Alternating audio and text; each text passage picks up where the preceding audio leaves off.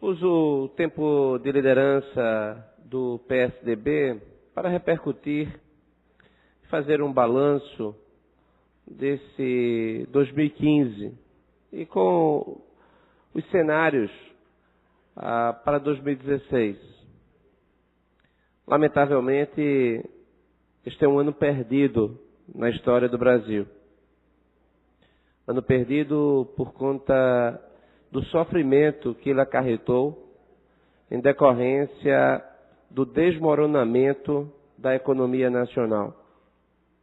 4% de decréscimo do PIB no único ano é algo que, sem dúvida, atinge a todos. Provavelmente, nenhuma família está, neste período de festa natalina, plenamente feliz, contente, em decorrência de um parente que acabou de perder o emprego. E que não apenas perdeu o emprego, mas vai ter dificuldade em conseguir uma nova colocação no mercado. São milhares, milhões de brasileiros que sofrem diariamente em decorrência desse quadro econômico que não mais gera os empregos da forma a atender a demanda mínima do crescimento natural da população. E, além disso, nós temos não apenas um decréscimo de 4% do PIB, como a previsão de que 2016, vereador Eurico Freire, será um decréscimo de pelo menos 3% do PIB. Será o nosso terceiro ano consecutivo de recessão. Fato inédito na história deste país. Nem no período da queda da Bolsa de Nova York, do crash da Bolsa de Nova York de 1929, o Brasil enfrentou situação tão dramática. Neste contexto de absoluta dramaticidade da nossa economia, nós temos uma crise profunda na economia, uma crise profunda na política e que acarreta uma crise social sem precedentes, sem paralelos. Tudo isto revela uma instabilidade e uma insegurança macroeconômica, uma instabilidade para o mundo, e o mundo já resolveu rebaixar a nota do Brasil. O mundo resolveu, a partir das agências de classificação de risco, retirar o grau do Brasil de bom pagador. O Brasil hoje já é reconhecido como um país de risco para quem vier colocar dinheiro aqui, o que acarretará menos recursos para a nossa economia. E o círculo da economia está comprometido. Não bastasse tudo isso, vivendo nessa tempestade perfeita, nós temos a impossibilidade, ou seja, não há uma luz no fim do túnel. Inclusive, nós tivemos aqui hoje um debate entre vereadores acerca de um artigo publicado no Jornal do Comércio pelo ex-governador Roberto Magalhães, em que ele atribuía a Michel Temer como a luz na escuridão. Entretanto, em apenas uma semana, os fatos que levaram o ex-governador a escrever a possibilidade de Michel Temer vir a ser presidente do Brasil em decorrência de um processo de impeachment, esse procedimento, senhor presidente, ele simplesmente, essas razões para esse artigo desapareceram, na medida em que uma luta dentro do PMDB, o PMDB se esfacelando. Agora, a disputa entre Renan Calheiros e Michel Temer, uma disputa aberta. Renan Calheiros, para se salvar, contra agora contra Michel Temer e contra Eduardo Cunha, que também está em situação de, a qualquer momento, vir a ser preso, contra, de um lado, Michel Temer, contra Renan Calheiros. Esse quadro de instabilidade dentro do maior partido do Brasil, que é o PMDB, que é um partido que pela Lava Jato deveria sofrer consequências severas, porque é inadmissível que um partido tenha feito tudo o que o PMDB patrocinou, e ainda acumulando a presidência da Câmara, presidente do Senado, a vice-presidência da República, sendo um fator de instabilidade permanente para o Brasil. As condições hoje são diferentes da semana passada, senhor presidente, em decorrência do fato de que houve uma diminuição da importância de Michel Temer. Essa luta fratricida dentro do PMDB irá alimentar esta crise profunda em decorrência, naturalmente, dos próximos capítulos referente à presidente Dilma Rousseff. A presidente Dilma Rousseff, sem condições de governar, e nós já estamos há 1 ano sem governo, estamos fechando o ano, 1 ano sem governo. Essa realidade trava os investimentos, quem tem recursos não coloca na economia. Tudo isto faz com que o quadro seja de retroalimentação. Esta semana que passou, nós tivemos a mudança, agora, hoje, inclusive, a posse do novo ministro da Fazenda, Nelson Barbosa, em substituição a Joaquim Levy. Joaquim Levy entrou grande enquanto ministro da Fazenda.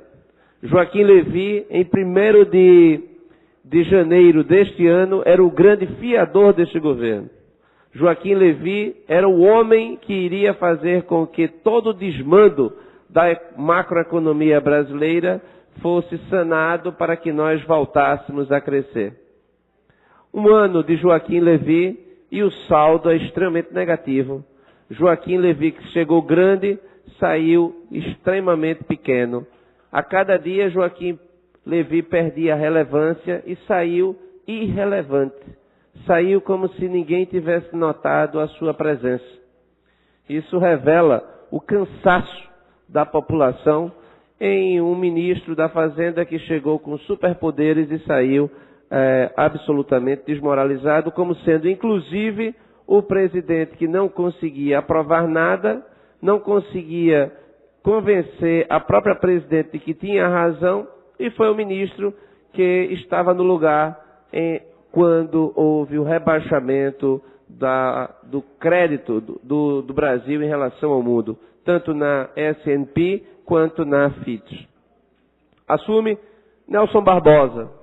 Nelson Barbosa, inclusive, toda torcida para que dê certo.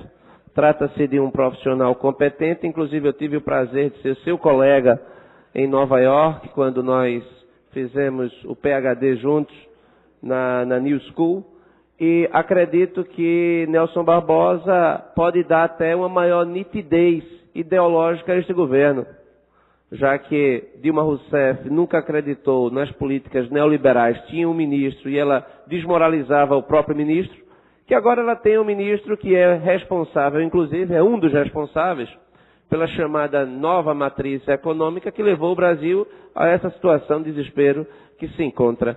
Sendo que vamos torcer por 2 coisas. Primeiro, que Joaquim Levy, aliás, que Nelson Barbosa não tenha sido tão responsável como nós pensamos pela chamada nova matriz econômica. E segundo, que se ele foi responsável também, que ele aprenda com seus próprios erros e mude a orientação desse governo do ponto de vista das políticas macroeconômicas que serão necessárias para que a gente saia desse quadro de absoluto desespero coletivo.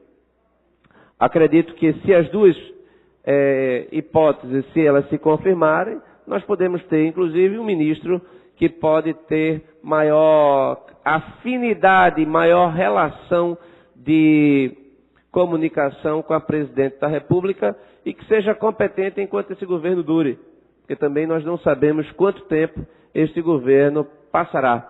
Até mesmo porque nós ainda temos julgamentos do impeachment na Câmara, o juízo de admissibilidade, embora com maior grau de dificuldade em decorrência da recente decisão do Supremo Tribunal Federal de cancelar a formação da comissão do impeachment, de uma forma, inclusive, uma intromissão indevida no poder legislativo. Se o impeachment também não resultar em êxito, ainda tem a possibilidade da perda do cargo de Dilma Rousseff e de Michel Temer pela via do TSE. O quadro, presidente, é de extrema insegurança que traz instabilidade. Instabilidade que traz a paralisia que não alimenta o mercado, que não alimenta o comércio, que param as indústrias. Parando as indústrias, param-se também os tributos, deixam de ser coletados da maneira que poderiam ser diante de um quadro econômico normal. Este quadro, que resulta naturalmente nesta alta inflação, que nós temos hoje uma situação de não crescimento e de alta inflação, o que é mais grave ainda. Nós não apenas vamos perder 4% do nosso produto interno bruto neste ano, senhor presidente, mas nós temos uma inflação que atinge a mais 10% ao ano. Inclusive os mais pobres são mais atingidos, com quase 11%. Isso significa que todo brasileiro vai chegar ao final do ano 10% mais pobre do que era no início do ano. Todos nós empobrecemos ao longo de 2015. Todos nós agora estamos pagando mais. E na iminência da perda dos empregos, este quadro perverso se perdura. E, lamentavelmente, nós temos um governo cujo principal objetivo é a sua manutenção. Nós temos um governo de agenda única. A agenda única do governo Dilma Rousseff é de se manter como governo. Enquanto isso, o PMDB, na sua luta interna, deteriora mais ainda o quadro político e com o Partido dos Trabalhadores, cujos todos os principais expoentes estão na iminência, ou foram presos ou estão na iminência de ser presos, nós temos um quadro de completa preocupação para todos nós. Então vamos torcer, vamos não apenas torcer, mas fazer a nossa parte, enquanto membros da oposição, inclusive nesse parlamento, que de certa forma está distante do poder central, mas essa cidade sofre as consequências da redução da atividade econômica. Os impactos sobre o Recife são grandes. O Recife, senhor presidente, para concluir, teve uma diminuição das suas receitas de forma significante. E se o prefeito Geraldo Júlio, ele não readequar a máquina, se ele não fizer um amplo processo de gestão pública de alta qualidade sistêmica, que falta um estudo detalhado do que pode ser feito para a redução dos custos, para que a gente possa colocar no essencial. O Recife sofrerá de forma significativa, como todas as demais cidades, mas aqui ainda mais, que nós já vimos aqui num quadro de redução da nossa atividade e nossa importância econômica. Então, senhor presidente, com essas palavras nós encerramos, desejando ao ministro Nelson Barbosa sucesso. Mas, lamentavelmente, ao mesmo tempo que a gente deseja sucesso, a realidade demonstra que daqui a poucos meses nós estaremos aqui subindo essa tribuna para lamentar a queda de mais um ministro, se não a queda do governo completo, que seria o melhor para o Brasil. Muito obrigado.